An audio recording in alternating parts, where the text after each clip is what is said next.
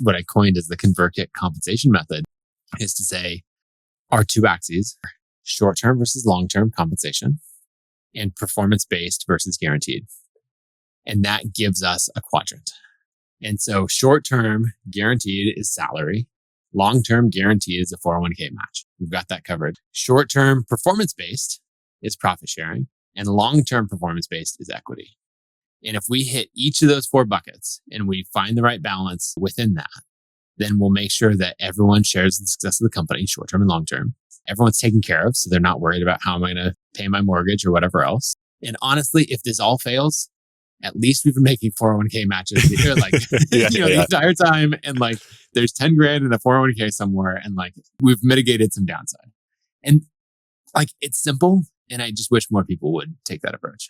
Yeah, I love that. And that really protects against, there's a huge set of failure modes that come with over-engineering or making too powerful your incentive comp system. Like you can over-incentivize people to the near term or the long term, and either of those will destroy your company in different ways. So, there's tons of, there's pitfalls all over the place and landmines in incentive compensation. So designing it so that people are hopefully making smart trade-offs between like, oh yeah, I'd love my profit share to go up this month, but I shouldn't do it so aggressively that I'm robbing the future because there could be a big payout one day, if ConvertKit sells. Salary, yes, right? Yeah.